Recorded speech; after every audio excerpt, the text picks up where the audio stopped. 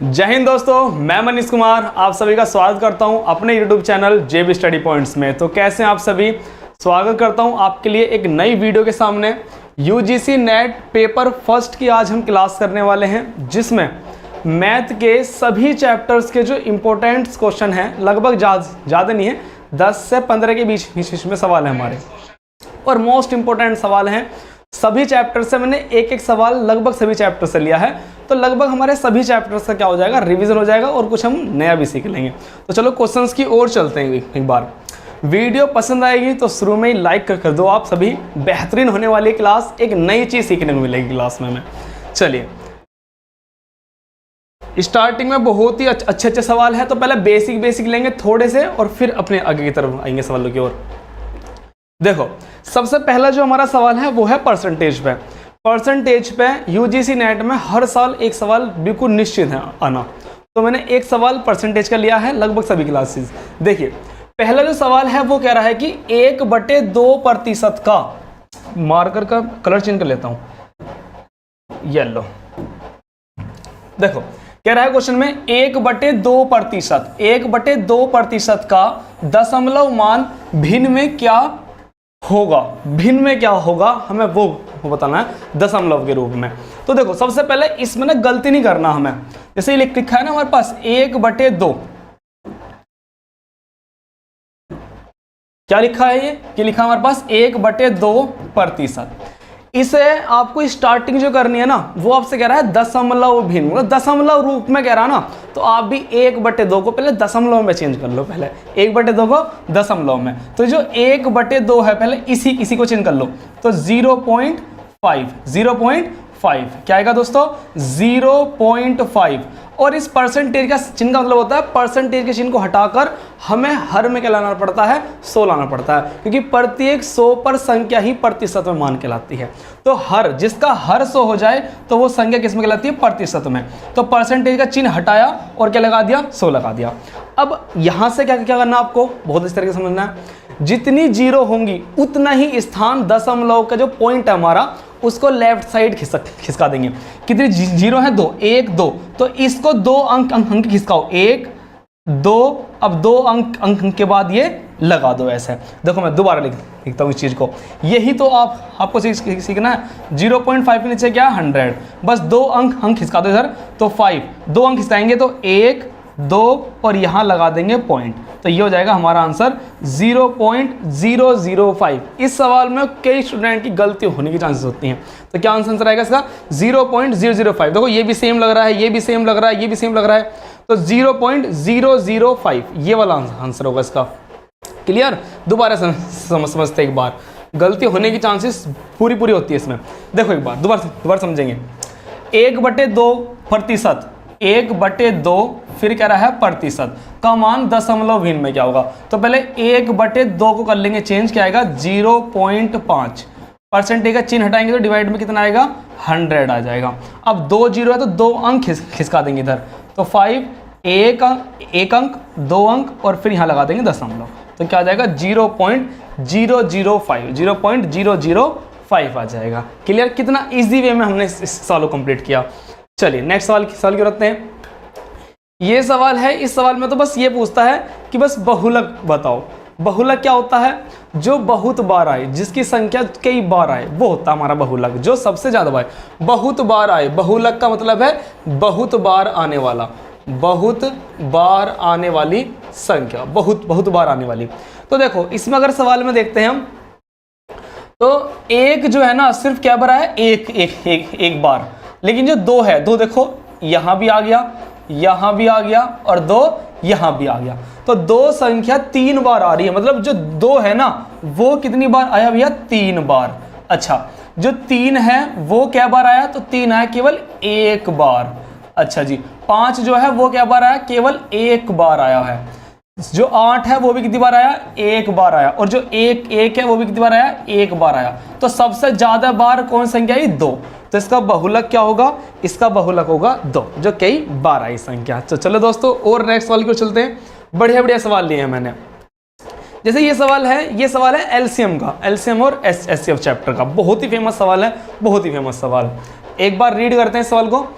4 घंटियां क्रम से 5, 6, 8, 9 सेकंड के अंतरालों पर बजती हैं। मतलब एक बजती है 5 सेकंड पर, तो दूसरी बजती है 6 सेकंड पर, तीसरी बजती है 7, फिर बजती है तुम्हारी 9, इस तरीके से बज रही हैं। एक साथ बजना प्रारंभ करने के बाद, मतलब सभी को हमने एक साथ किया स्टार्ट, 4 घंटियां हैं, हमने बटन दबा दिया तो 4 पहली बार बजी। अब बजने के बाद जो ये वाली है, ये वाली बजेगी 5 सेकंड बाद, ये बजेगी 6 सेकंड बाद, ये 8 बाद, ये 9 बार। तो ऐसे कह रहा है क्वेश्चन में। आगे देखते हैं। वे अगली बार निम्नलिखित समय के बाद एक साथ कब बजेंगी? कब बजेंगी कह रहा है एक साथ। मेन हमारा ये है, एक साथ कब बजेंगी।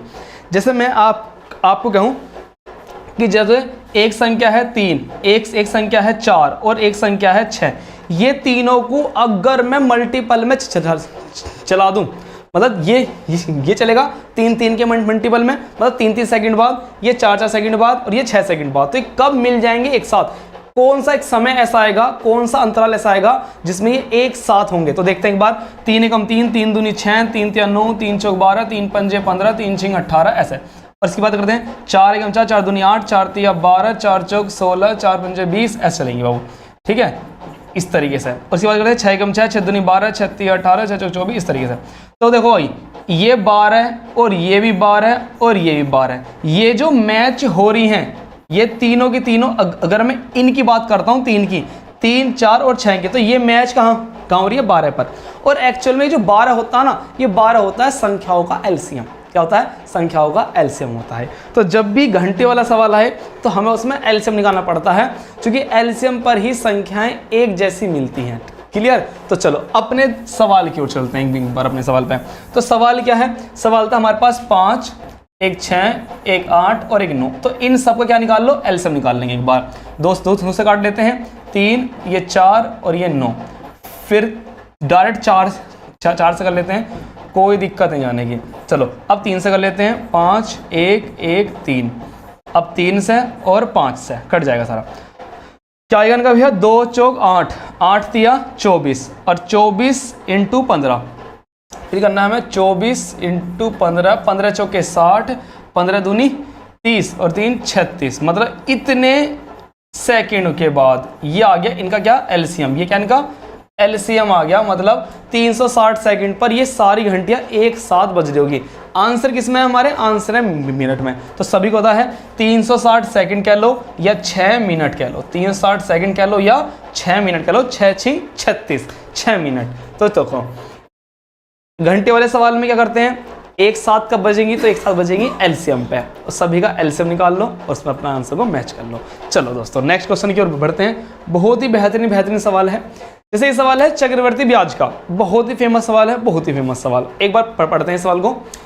किसी धनराशि के 4% प्रति वर्ष की दर से 2 वर्ष के साधारण और चक्रवर्ती ब्याज के अंतर 1 रुपये है, तो राशि ज्ञात कीजिए। ये अंतर वाला सवाल है। ये 2 साल पर भी आता है और 3 साल पर भी आता है। पहले हम एक काम कर लेते हैं। 2 साल के लिए क्या इसमें हम कॉन्सेप्ट लगाते हैं और 3 साल पे क्या कॉन्सेप्ट लगाते हैं, पहले एक बार उसको लिख लेते हैं। देखो बहुत अच्छे देखेंगे। जब भी आए ये सवाल आए 2 साल के लिए, 2 साल के लिए आए, तो फॉर्मूला लगता है P बराबर D इंटू 100/R का स्क्वायर, केवल 2 साल के लिए। ये लगेगा 2 साल के लिए।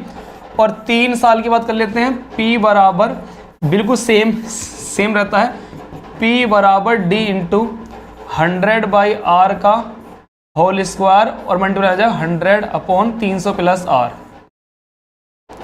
क्लियर? तो ये है किसने के लिए? ये है 3 साल के लिए। हमारे सवाल में क्या है? हमारे सवाल में है सिर्फ 2 साल के लिए। हमारे सवाल में कितने साल के लिए है? केवल 2 साल के लिए। P क्या है? मूलधन है जो प्रिंसिपल होता है। D क्या है? डिफरेंस है जो अंतर है, 2 चक्रवर्ती ब्याज और साधारण ब्याज का जो अंतर है वो है ये। R क्या है यहाँ पर? प्रतिशत दर, जो दर है, रेट ऑफ इंटरेस्ट R है हमारे पास। और 2 क्या लग रहा है ऊपर? टाइम लग रहा है 2 साल के लिए। तो देखो सब देख लेते हैं। धनराशि के 4%, R का मान दे दिया हमें, वो ये 4%। क्लियर? कह रहा है टाइम है 2 साल, टाइम है हमारे पास 2 साल। एक बार लिख के दिखा जाता हूँ, बाकी तो डायरेक्ट जाएगा। अगर बात करते हैं अंतर की, तो अंतर की वैल्यू है हमारे पास कितना 1। कह रहा है राशि ज्ञात कीजिए, मूलधन ज्ञात कीजिए। सबसे आसान है, 2 साल के लिए आए तो कोई और मेथड मत लगाओ, फॉर्मूले में रख दो, आंसर आ जाता है। तो देख लेते हैं एक बार। तो क्या है भैया, P बराबर D, PD 100 अपॉन में R², PD अपॉन में 100/R²। लो तुरंत आ गया। सबकी वैल्यू रख देते हैं। प्रिंसिपल निकालना है जी, ठीक है बात है। डिफरेंस कितना है 1, मल्टीप्लाई 100 अपॉन में R क्या है, R है तुम्हारा 4, कितनी बार 2 बार हमारा 4, ठीक है। चलिए बस हमें ये सोल्व करना है, ये वाला पार्ट। तो देखो 1 को तो लिखो मत लिखो, 100 को 4 से काट लो इसे, 4 से काटेंगे तो कितना आ जाएगा 25, 4 से 25 बार, और 25 का स्क्वायर 625, कितना 625। तो ये आ गया हमारा मूलधन आ गया। लो एक ही बार में आंसर, लिखने की भी जरूरत नहीं थी। अगर बात करें अगर माइंड में है ना तो लिखने की भी जरूरत नहीं है। P बराबर D 100 अपॉन में R का 2 साल के लिए स्क्वायर लगा देंगे। प्रिंसिपल निकालना है, डिफरेंस रखा, चक्रवर्ती ब्याज साधन ब्याज चक्रवर्ती का अंतर एक है, और 100 अपॉन में रेट ऑफ परसेंट कितनी हुई है 4, तो 4 रख दो, 4 का स्क्वायर, 4 से काट दो इसे, कितनी बार 25 बार, और 25 का स्क्वायर क्या होगा मेरे दोस्तों बता दो, 25 का स्क्वायर होगा 625। लो खत्म कहानी, जल्दी से क्लियर। तो ये है बहुत ही फेमस सवाल है, वरना अगर हम इसके अलग कंसेप्ट में जाएं तो बहुत टाइम लगता है। चलिए दोस्तों, बहुत ही फेमस सवाल था। अगले सवाल को रीड करते हैं एक बार। ये आ गया हमारे किस कॉन्सेप्ट का, टाइम एंड वर्क का। तो एक सवाल ना, ये देख लो जो फेमस सवाल है ना, वो एक सवाल हमने सारे चैप्टर्स का ले लिया। क्लियर दोस्तों, चलो एक बार देखते हैं। टाइम एंड वर्क का जब भी क्वेश्चन आए तो हमारा एक इसका जो बेसिक कंसेप्ट लगता है वो लगता है कि दिन जो बराबर होते हैं ना, दिन बराबर होते हैं कुल कार्य बटे में एक दिन का कार्य, एक दिन का कार्य। क्लियर दोस्तों, ये जो कुल कार्य निकलता है ना, ये निकलता है एक्चुअल में किसका, कुल कार्य को बोलते हैं एलसीएम। जो भी काम करता है वो होता है एलसीएम। हमारा मेन चीज क्या है, इस चैप्टर में भी एलसीएम काम आता है। जैसे कहता है ना कि एक व्यक्ति 10 दिन में काम करता है, एक व्यक्ति उसी काम को 15 दिन में करता है, तो दोनों मिलकर उस काम को कितने दिन में कर लेंगे। तो पहले हमें वो पता होना चाहिए कि उनका काम क्या है, काम क्या है, तो काम निकालते हैं हम एलसीएम से। इसमें कंसेप्ट काम करता है। तो चलो भाई एक सवाल और ले लेते हैं बेहतरीन सा। देखो कह रहा है कि एक काम को 4 घंटे में करता है। तो ए है, हाँ जी हाँ, कितने घंटे में करता है 4 घंटे में काम करता है। कह रहा है बी और सी मिलकर उसे 3 घंटे में, बी और सी मिलकर उसी काम करते हैं 3 घंटे में। क्लियर। ए और सी मिलकर उसे करते हैं 2 घंटे में। ए और सी मिलकर करते हैं उसी काम को 2 घंटे में करते हैं। क्लियर। कह रहा है बी अकेला उस काम को कितने दिन में कर लेगा। ठीक है भाई, अब देखो मैं इस सवाल को ना एक बार आपको ये समझना, जैसे मान लो ये तो बहुत अच्छा सा सवाल है, एक बार बेसिक सा लेता हूँ एक बार, ताकि चीजें समझ में आएंगी अच्छी तरीके से। देखो एक बार, जैसे मैं कह रहा हूँ ए एक काम को करता है 10 दिन में और बी एक काम को करता है 5 दिन में, तो क्या आएगा ए और बी मिलकर इस काम को कितने दिन में कर लेंगे। तो सबसे पहले निकालना पड़ता है हमें, दिन निकालने हैं। तो दिन निकालने देखो पहले पता होना चाहिए कुल कार्य, और फिर हमें पता होना चाहिए एक दिन का कार्य जिनके द्वारा हम काम करवाना चाह रहे हैं, उनका एक दिन का काम हमें मालूम होना चाहिए। तो ये कुल कार्य कैसे निकालते हैं और ये एक दिन का काम कैसे निकालते हैं वो देख लेंगे एक बार। इन दोनों का एलसीएम लेते ही 10 और 15 का एलसीएम क्या जाएगा 30। जो इनका ये हमने एलसीएम लिया, ये क्या हमारे पास कार्य, ये आ जाएगा कार्य। ये क्या चल रहे हैं, ये चल रहे हैं दिन, ये दिन है और ये क्या है कार्य हमारे पास। अब बचा हमारे पास दिन भी है, हमारे पास कार्य भी है, हमारे पास एक दिन का काम नहीं है। एक दिन का काम नहीं है तो कैसे आएगा, इस एक दिन के काम को ले जाओ ऊपर और दिन को ले जाओ नीचे, तो हमारा आ जाएगा कैसे। देखो एक बार 10 से इसको डिवाइड कर लो, 10 तिया 30, और 15 से इसको डिवाइड कर लो, 5 दूनी 30। तो ये क्या आ गया, ये आ गया इनका एक दिन का काम। एक दिन में करता है 3 काम और 10 दिन में 30 काम को करके निकल जाता है। ऐसे बी एक दिन में करता है 2 काम, तो 15 दिन में इस 30 काम को करके चला जाता है। क्लियर दोस्तों। तो इस तरीके से तो ये पूरा डाटा हमारे सामने आता है। अब कैसे पूछा लगा, क्या लगा कि ए और बी मिलकर इस काम को किस दिन में कर लेंगे। तो टोटल काम क्या है भाई, कुल कार्य है 30। किसको करना है, ए और बी को। ए करता है एक दिन में 3 और बी करता है एक दिन में 2, तो मिलकर कर लेता है कितना काम, ये 5, और डिवाइड कर देंगे तो 5 6 30। तो 6 दिन में ये काम को कर जाएंगे। क्लियर दोस्तों? तो बस ये कंसेप्ट रखना, जो संख्या आएगी उनका लेना हमें पहले बात तो एलसीएम, और एलसीएम बन जाएगा कुल कार्य, और एक दिन काम से भाग कर देंगे तो हमारा आंसर आ जाएगा। तो अब अपने सवाल की बात है। देखो एक बार सवाल था, एक काम करता है 4, एक करता है 4 घंटे में, जबकि बी और सी करते हैं 3 में, और ए और सी करते हैं उसे भैया 2 में। अब हमें करना है बी अकेला उस कामों को कितने दिन में कर लेगा। बी, केवल बी अकेले की बात कर रहा ना, तो मुझे बी का एक दिन का क्या चाहिए, काम, एक दिन का काम। अगर तुमने एक दिन का काम निकाल लिया तो सवाल हो गया, क्योंकि कुल कार्य तो चुटकी में आने वाला। कैसे? इन तीनों क्या ले लो एलसीएम, तीनों का एलसीएम कितना आएगा 12, कितना आ गया 12, 4 से 3 बार, 3 से 4 बार, और 2 से कितनी बार 6 बार। लो भैया, ए करता है एक काम, एक दिन में करता है 3 काम, बी और सी करता है एक दिन में 4 काम, और ए और सी करता है एक दिन में 6 काम। अच्छा भाई, बी का निकालना बस ये है भाई। देखो अगर मुझे निकालना बी के द्वारा किया गया कार्य, बी कितने दिन में कर लेगा, बी कितने दिन में कर लेगा, तो भैया बस कुल कार्य की बात करूं तो कुल कार्य कितना है 12 तो हो गया। बस बी का एक दिन का काम निकालना, बी का एक दिन का काम, तो सवाल हो जाएगा। देखो भाई, अब जरा बहुत ध्यान देखना कि हम निकल लेंगे, थोड़ी सी मैथ यूज करेंगे यहाँ पे, बेसिक बिल्कुल। अब ध्यान दो, ए की वैल्यू है 4, एक की वैल्यू कितनी है 4। अगर मैं 4 को यहाँ पे रख दूं तो 4 में कितना जोड़ूं, 4 में कितना जोड़ूं कि क्या आ जाए 6 आ जाए। 4 में कितना जोड़ूं, कितना आ जाए 6 आ जाए। तो आप बताओगे 4 में आप जोड़ोगे 2, कितना जोड़ोगे 2, तो इसका मतलब क्या है, सी की वैल्यू क्या है 2, सी की वैल्यू क्या है 2। या तो ऐसे निकाल लो या बेसिक तरीके से जाओ, ए की वैल्यू कितनी है 4 प्लस सी बराबर 6, तो सी की वैल्यू प्लस का जाएगा माइनस हो जाएगा, 6 - 4 सी बराबर 2, ऐसे निकल जाएगी। या डायरेक्टली सोच सकते हैं हम, कैसे कि भैया अगर ए की वैल्यू 4 है तो सी की वैल्यू कितनी होगी 2, तभी तो 4 और 2 मिलकर कितना आएगा 6 आएगा। ठीक है भाई, अगर सी की वैल्यू 2 है, अगर सी की वैल्यू कितना है 2, तो यहाँ पर कितना जोड़ो कि भैया क्या आ जाए 4 आ जाए, तो तुम जोड़ोगे भैया कितना जोड़ दो 2 जोड़ दो, तो बी की वैल्यू क्या है 2, बी की वैल्यू क्या हो जाएगी भैया 2 हो जाएगी। ठीक है,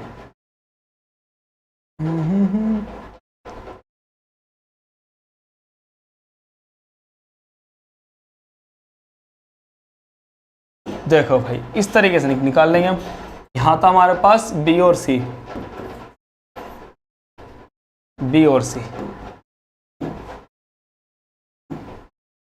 ए की वैल्यू 4 तो सी की वैल्यू क्या हो जाएगी 2, ताकि 4 और 2 मिले कितना आ जाए 6 आ जाए। सी की वैल्यू 2 है, तो बी की वैल्यू क्या होगा, ताकि क्या आ जाए 4, तो बी की वैल्यू हो जाएगी 2, तो बी की वैल्यू आ जाएगी 2। तो चलो भाई 2 × 6 = 12, 6 तो इसमें आंसर भी नहीं आ रहा सर जी, हाय राम रे। एक काम को 4 करता है, बी और सी करते हैं इस काम को 3 घंटे में, ए और सी मिलकर करते हैं 2 घंटे में, तो 4 3 4 एलसीएम आ गया इनका 12, 4 तिया 12, 3 से 4 बार, 2 से 6 बार, ए की वैल्यू 3। देखो हम गलती क्या कर रहे थे,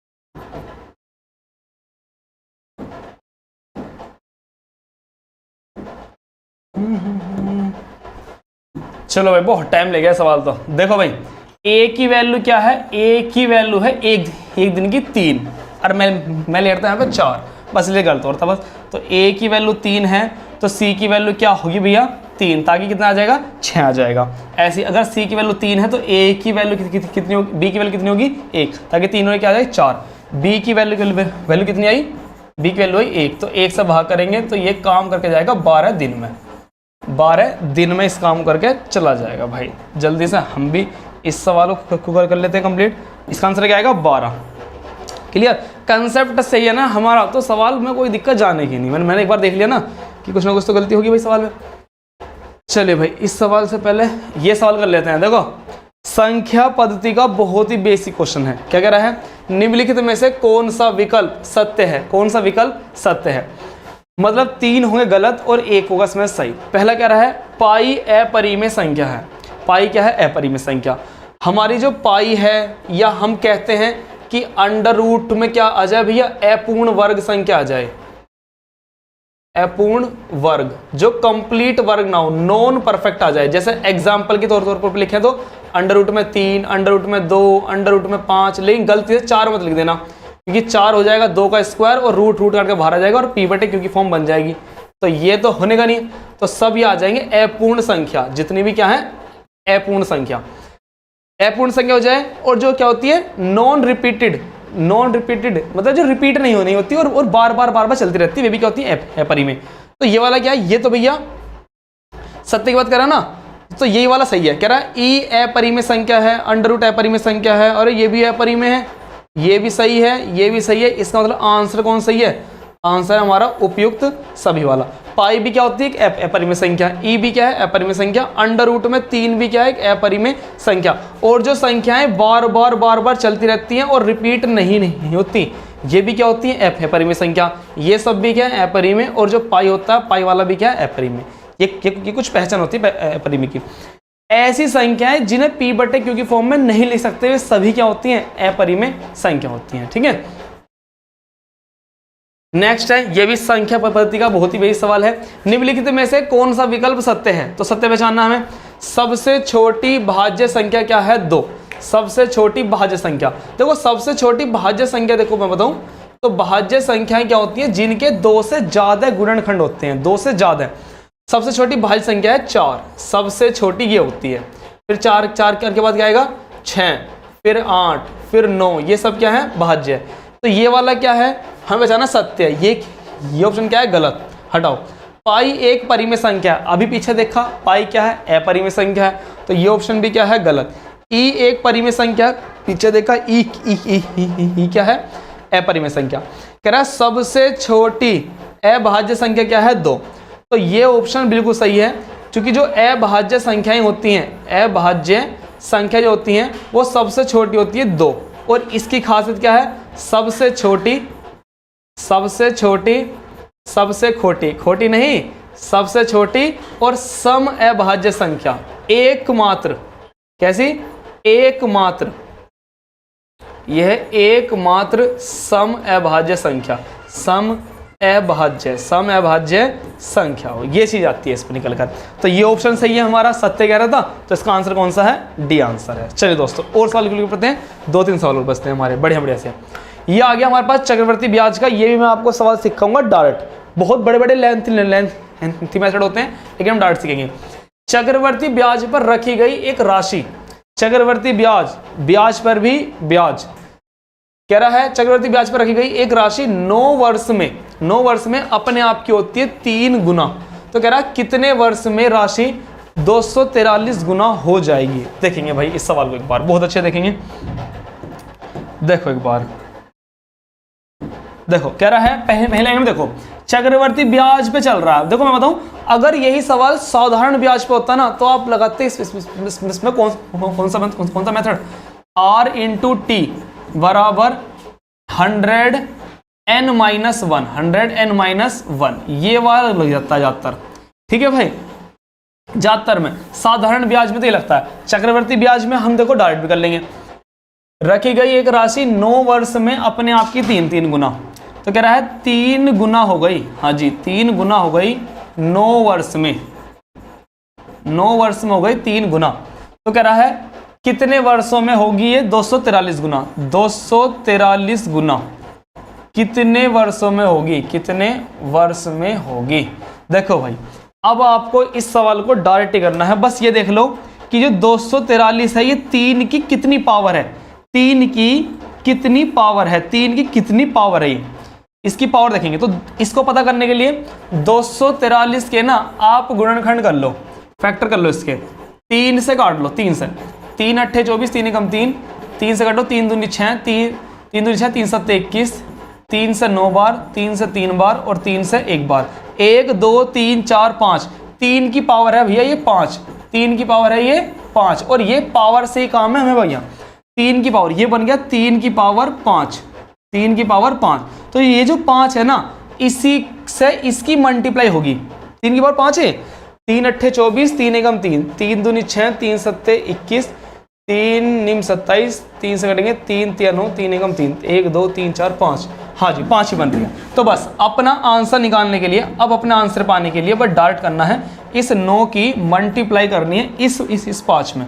तो क्या आ जाएगा आंसर, 9 पंजे 45। कितना आ जाएगा, 9 पंजे 45, 45 ईयर, 9 पंजे 45। तो ये आ जाएगा हमारा आंसर 9 पंजे 45। बहुत से सवाल आते हैं कि भैया दो गुना होती है कितने साल में, कि भैया 5 साल में, 2 गुना होती है 5 साल में, तो 8 गुना कितने साल में होगी। तो खुद देख लो, 2 की पावर क्या है, तो 2 की पावर है 3, 2 की पावर है ये 3, तो कुछ नहीं करना, बस इस 5 में इस 3 की मल्टीप्लाई कर देनी है, बस 3 की। तो 5 तिया 15 साल में, 5 तिया 15 साल में, ऐसे निकालते हैं सवाल लोगों। बहुत ही आसान होता है सवाल। चलो एक सवाल और लेते हैं। यह आ गया पहले नंबर का सवाल, बेहतरीन सवाल है बिल्कुल। तो इस सवाल से और डील करते हैं। सवाल ऐसे होते हैं कि है तो बहुत ही बेसिक से, पर एक बार किए हुए हैं ना तो टाइम ही लगता फिर एग्जाम में करने में इन सवालों को। कह रहा है कि ए बी से 2 वर्ष है बड़ा, मतलब ए बी से 2 साल से ज्यादा है। तो देखो इस साल कैसे लिख लेंगे एक बार। पहली बार में कह रहा है कि ए क्या है, बी से 2 साल क्या है बड़ा, ये होगी इसकी पहली बात। जो किसके लिए आया, ये जो आया है सेकंड पर्सन के लिए, मतलब बी के लिए। ध्यान रखेंगे, जो कि ये शब्द किसके लिए आते हैं, सेकंड वाले के लिए, जबकि तथा और ये सब आते हैं पहले वाले के लिए। तो ये वाला पहले वाला, ये दूसरे वाला, ठीक है, कॉमा में लगता है हमारे पास। जो मतलब बी, सी से 2 गुना बड़ा है, जो मतलब बी सी से 2 गुना बड़ा। तो गुना कह रहा है, गुना तो मल्टीप्लाई कर लो, सी से 2 गुना बड़ा है, ठीक है भाई, 2 गुना बड़ा है। यदि ए, बी और सी की कुल आयु कितनी हो 27, तो बी की आयु कितनी है, बी की आयु कितनी है। तो यहां से ना सबसे पहले हमें निकालना होगा, यहां से हमें ए बी सी का मान, ए बी सी का मान निकाल लेंगे तो सवाल हो जाएगा क्लियर। देखो भाई, इसे मैं रेशो से जाऊंगा, इस सवाल रेशो चैप्टर का है, रेशो से जाएंगे, बहुत ही अच्छे से होगा। आपने एक काम कर लो भाई, इस ना सी की कुछ वैल्यू मान लो, क्योंकि यहां पर क्या बन जाएगी, इक्वेशन बन जाएंगी और काफी सारा टाइम खर्च होगा हमारा। सी की कुछ ना वैल्यू मान कर लो, आप कर लो कि सी की कुछ वैल्यू कर लो। जैसे मैं क्या लगूं, सी को मान लो आप थोड़ी देर के लिए एक्स मान लो सी को, तो यहां मान लोगे तो बी की वैल्यू क्या आ जाएगी भैया, 2x आ जाएगी। और जब b की वैल्यू यहाँ 2x है तो यहाँ रखना एक बार, यहाँ रखेंगे तो 2x प्लस में 2, तो a की वैल्यू आ जाएगी हमारे पास, ये a की वैल्यू आ जाएगी 2x प्लस 2 आ जाएगी। a की वैल्यू आ गई ये, b की वैल्यू आ गई ये, और c की वैल्यू हमने शुरू में ही मान ली थी x।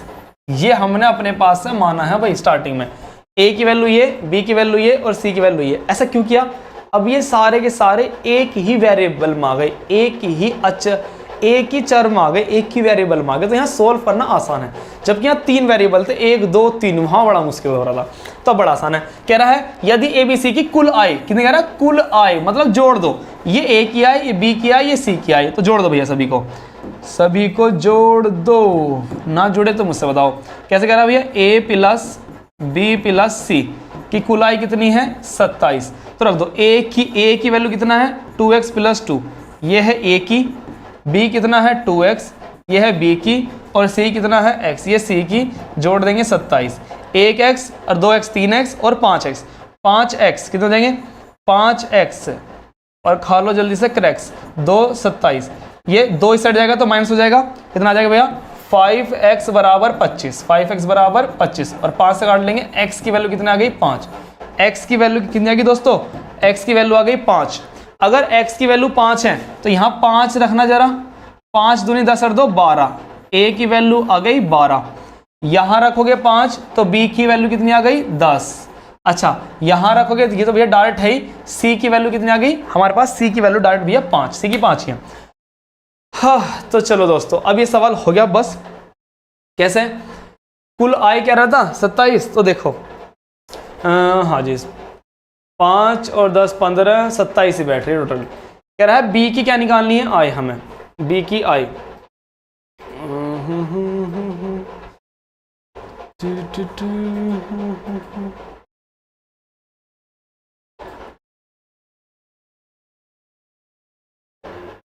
की आई, ये आ गई ए की, ये आ गई बी की और ये आ गई सी की। बी की क्या है वैल्यू, तो बी की वैल्यू है हमारी 10। ये हमने डायरेक्ट निकाल ली वैल्यू, ठीक है। चलो एक सवाल रह गया बस हमारा, एक सवाल रह गया, उससे भी डील कर लेते हैं भाई। एक सवाल और रह गया, ये वाला रह गया हमारा, पाइप और टंकी वाला। देखो ये सवाल क्या क्या कह रहा है, एक पानी की, एक पाइप तो ऐसा है जो पानी से टंकी को भरता है, और जबकि एक पाइप ऐसा है जो उससे पानी निकालता है। एक तो होता है भरने वाला और एक निकालने वाला। मैसेज आया है केसरी का, good evening sir, very good evening to all सभी। जैसे मैं सवाल कर रहा हूं ना, तो मेरे साथ ना ये कोशिश कर लिया करो कि जैसे मैं सॉल्व कर रहा हूं तो मेरे से पहले जवाब दे दो करो। आज अभी शुरुआत है ना, तो पढ़ाने पे ज्यादा फोकस है, मैसेज पे थोड़ा सा कम आ रहा है। ठीक है, वायरल थॉट कह रहे हैं good evening sir, very good evening. Anjali Kamawat कह रही हैं good evening sir, very good evening to all सभी, गुड इवनिंग, जय हिंद। चलो एक सवाल है ना, पहले इस सवाल मैसेज करके बताओ कि सभी को सवाल समझ में आ रहे हैं या नहीं आ रहे। एक बार सबसे बताओ, एक बार सभी।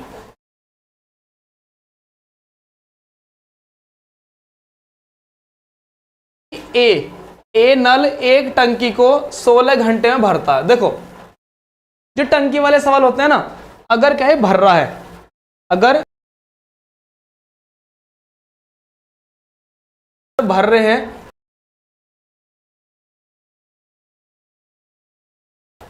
खाली कर रहा है, तो खाली करने के लिए लगा देंगे हम माइनस साइन, भरने के लिए प्लस और खाली करने के लिए माइनस। तो देखो सवाल है कि एक नल एक टंकी को 16 घंटे में भरता है, जबकि परंतु टंकी की तली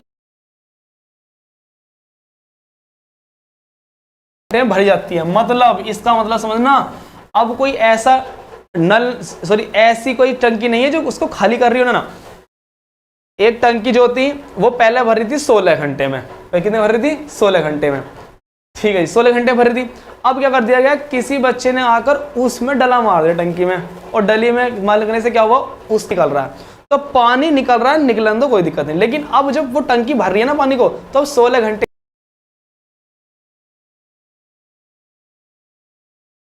एक नल था, वो भर रहा था कितने में, 16 घंटे में, वो भर रहा था 16 घंटे में।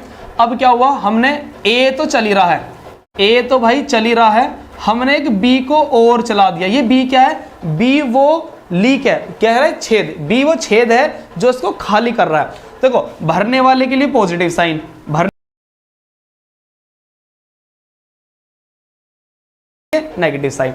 तो अब अगर ये दोनों चल रहे हैं साथ, मतलब ए जो है वो तो पानी नहीं डाल रहा है, वो तो पानी डाल रहा है, जबकि ए क्या यहाँ पे लीक, वो पानी को क्या निकाल रहा है, बाहर, वो पानी को बाहर निकाल रहा है। तो ये ए है और ये लीक क्या है, बी। इस तरीके से कर रहे हैं हम। चलो तो इन दो करते हैं, तो ये लगा रहे हैं 24 घंटे। दोनों का एलसीएम ले लेते हैं, एलसीएम ले लेते आ जाएगा 48। ये जो 48 आ गई, ये आ गई कैपेसिटी, ये क्या आ गई दोस्तों, ये आ गई कैपेसिटी, उसकी क्या आ गई, क्षमता आ गई कि वो टंकी जो है वो कितने लीटर की है, तो वो 48 लीटर की टंकी है, क्षमता आ गई उसकी भाई हमारे पास, ठीक है। 16 से काट लेते हैं, 16 तिया 48 और 24 दूनी 48, 24 दूनी 48। अब देखेंगे इस 3 का मतलब क्या है कि ए जो है 1 घंटे में भरता है 3, और जबकि 16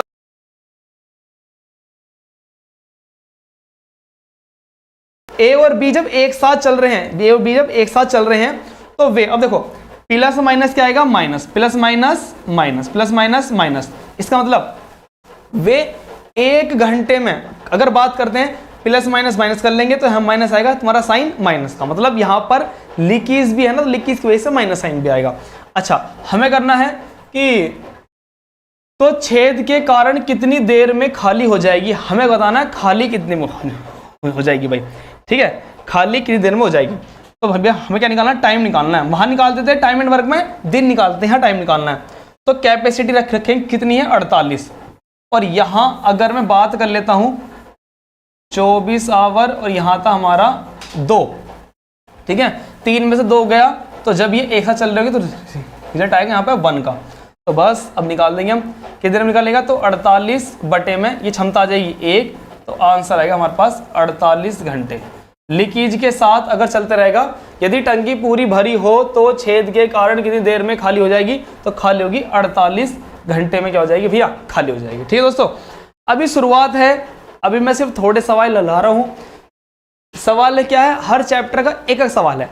अगली क्लास से ऐसा कर लेंगे कि जैसे मैंने एक सवाल लिया, तो होता है कि भाई एक सवाल में उतना अच्छे समझ में नहीं आ पाता, तो एक जैसे सवाल रख लूंगा मैं 2, जैसे एक सवाल मैंने समझाया और एक सवाल मैं आपको होमवर्क के लिए भी देता करूंगा, ताकि तुम उस सवाल को भी करोगे तो मजा आया करने में। एक सवाल थोड़ा सा कम आया तो दूसरे वाले से अच्छा जाता है समझ में फिर हमारे। तो चलिए दोस्तों, मिलता हूं आपसे। पहले एक बार सभी कमेंट में बताओ भाई कि यहां तक समझ में आया नहीं आया, एक बार जल्दी बताओ, एक बार कमेंट।